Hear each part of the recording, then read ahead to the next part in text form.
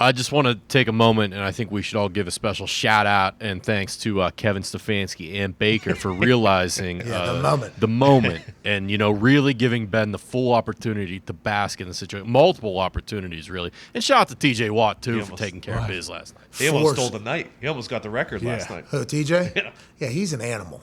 He's an absolute stud, huh? Yeah. And he looked like, who's that redhead in the alley that beats up the kid in the Christmas Story? Scotty Farkas. Farkas? He looks. The helmet was on his. He was yelling. He pointed at Baker. Yeah. They had a shot of him pointing at Baker, and his face was like scrunched up. And I was like, he looks like that fucking bully kid, literally at Baker. And what's Baker gonna say? Nothing. Baker can't say a fucking word right there. Nope. Baker's a chatty guy too. Yeah. So I think TJ's looking for Baker. Go ahead. What are we doing here? I have 3 sacks, 5 tackles on the day, a couple swats. I'm literally either sacking you or I'm dropping into half coverage and batting your shit in your face. What are you? And would you like to fight? I sit in lakes in the off season. Like that. He looked like that. Yeah. He looked like that when his face was scrunched up and he was pointing at him. It was like, this dude is bullying the Cleveland Browns right now. TJ Watt, absolute superstar. Now, fascinating tweet from JJ about being the only guy in history to have a certain amount of things. Yeah, do it twice. And it also just happens to be his older brother who does talk shit about that. So it makes sense why TJ is so motivated. Doesn't matter how much money he has. He also has to deal with a brother who, instead of being like happy, which they are, incredibly proud of each other. But I love that they are a family that reminds, like JJ, hey DJ, remember, like I got like 4 of these things. Yeah. That's awesome to me. Now TJ looks like he might, with the way the game's going too, with a lot of quarterbacks dropping back to pass, with the game kind of changing, not saying that JJ's old, but JJ, when he came in the league, was a much different league than it is now.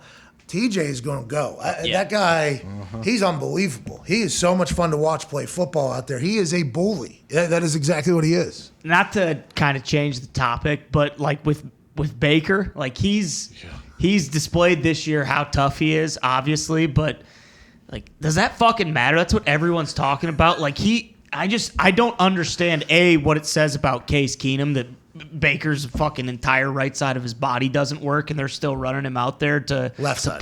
Yeah, left side. Excuse me. Yeah. To play it's every week. It's not his throwing arm. Right. No. It's not his throwing arm. But like they're continually making these excuses, like, wow, geez, this really hampers him. He's got the brace on, like, and I guess he's gonna come back next year and get another shot. But like, hey. It's tough to judge him with all the injuries, but they're also putting him out there and having him throw the ball. Yeah. So we're all watching him not be good at throwing the ball. And then we're watching other people very good at throwing the ball. And Baker and the Browns almost beat the Packers on Christmas Day.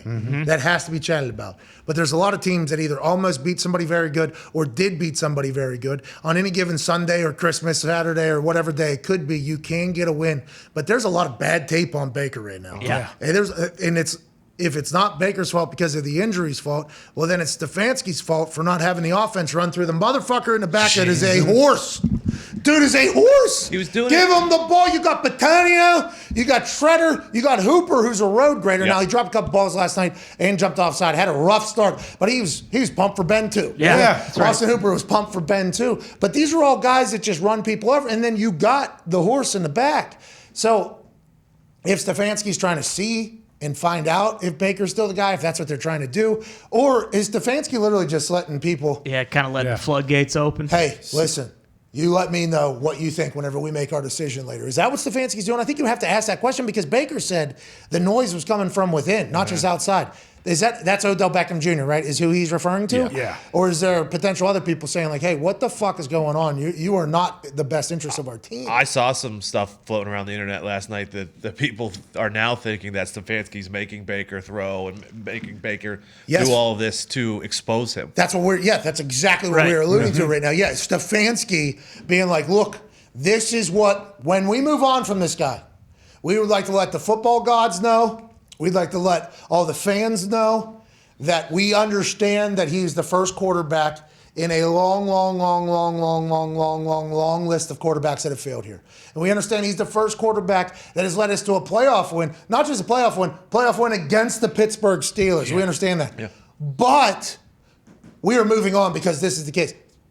That is a hilarious narrative that was on the internet that almost felt like it could be true last night whenever you're seeing Nick Chubb on the sideline with a fucking jacket on when he's averaging 14 yards a carry or whatever. It's like, are we trying to win the game or are we trying to prove a point here? That's almost what we're, you have to ask. And I don't know how the people on the team don't ask that question. I mean, I don't know how anybody doesn't ask that question. You got to have your blinders on. You just got to trust the people that are making decisions to make the best decisions. You got to do that whole thing. But I think if you have a brain, it's hard not to think like, what the fuck are you guys doing back there? Well, on the other side of it, a game that Baker didn't play in when we had a Nick Chubb super boost, the same fucking thing was happening against the Raiders. Remember? But then he came into the second half and dominated. Gone. And I thought maybe they were going to bring him in the second half.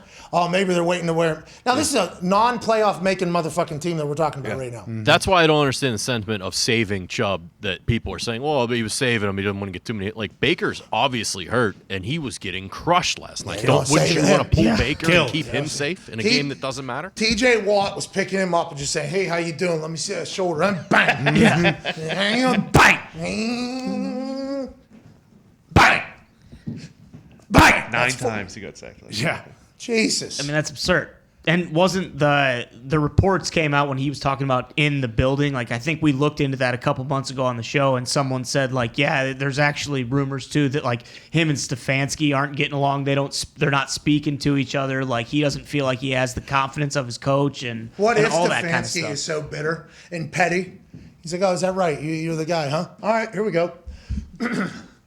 Going against a guy trying to get Defense Player of the Year and break a sack record. We'll throw this thing 75 times, Baker. Let's put this on your shoulders, pal. You're smarter than me. What if that is what Stefanski's doing? They got a lot of problems if that's the case. And that's, by the way, I don't want to say it. Dig says it all the time. If that is what's going on, you got to think same old Brownie. So the narrative that Stefanski wanted to, okay, well, let's see. All right, if we got to do this, let's see what happens. And let Baker bury himself is a wild one to think about in the NFL. It is a wild, insane thing to think about. There's so many jobs that rely upon success. There's families involved. But that narrative, whenever you start diving through it, it's like, that has to be the only reason why you wouldn't give Chubb the rock. And then Aaron said it last night, too. He talked about Myles Garrett, how Myles Garrett from the Packers-Browns game till now, he's been playing on one leg, basically. Like, if they were resting guys, you'd think their highest-paid player and best player, Myles Garrett, probably wouldn't be out there. Yeah, so what? It's just a decision. Does Stefanski not like Chubb? Your boots on the ground over there at Epstein's Castle in the state of Ohio. Does Stefanski not like Chubb? Or what are we doing, dude? I have no idea. I'm telling you, like, I've tried to come up with reasons in my head of why stuff like this has happened throughout the year. Even I know Frank Reich, we've been talking about it a little bit, too, with the Colts. I don't know. This one, the Browns one, definitely confused the hell out of me. Like, what are they doing? Either way, though, Baker, they picked up his option, correct? So he's going to be there next year, isn't he? Well, is that's guaranteed money, the fifth-year option? They could trade him. I mean, I guess, who's going to trade for him? What is it? How much is it? 18.8, I think. $18 million. I'm not going to say, like, Cleveland can eat that, but $18 million in a $206 million. Yeah. Does anyone do that, though, where they pick up someone's option and then Sam Darnold, Carolina. Just happened. Might happen again. I mean, It's 18.8. 19 million. So if they want to move on, they need to trade him. Or cut him. Yeah, but you'd like to trade him. Yeah, you would definitely like to trade him and get some assets back. But if they really want to, they can just cut him and say, fuck it, $18.9 million in dead cap. We don't care. Someone will pick him up, wouldn't they? Don't you think someone would pick him up, give him a chance, like change the scenery? Like Baker, if he's healthy, he may become your guy. Yeah, I think so. I mean, we've seen backup quarterbacks go other places and like initially deemed a backup quarterback and then have success. I mean, Gardner Minshew. Yeah. I mean, let's look at Gardner Minshew. Not that, Baker isn't going to be thrilled to be in the same conversation as Gardner Minshew, I don't think. And I don't know if Gardner Minshew is going to be thrilled to be in the same conversation as Baker. So I apologize to both of you. But Gardner goes to Philly after having some success in Jacksonville, another place that never lost or never won. They have some success. The place they change organizations, get the fuck out of here. We just drafted Trevor Lawrence. We need you. He goes to Philly, has that game, has that celebration with Flint. Then he goes to old Sirianni. He goes, well, all right, listen, what's it going to take for me to be a starter? And he says, not going to fucking happen. Take a hike. Yeah. All right, I'll go back up Jalen, I guess.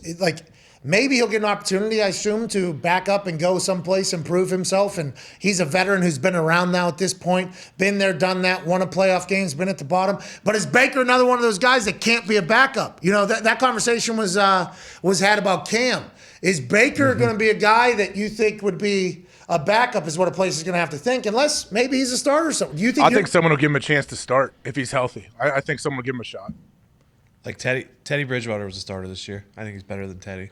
and they'll pay him no money because the Browns. Well, you're saying they'll trade for him though to start. You think somebody will trade for him to be their starter, or they'll pick him up if he gets cut?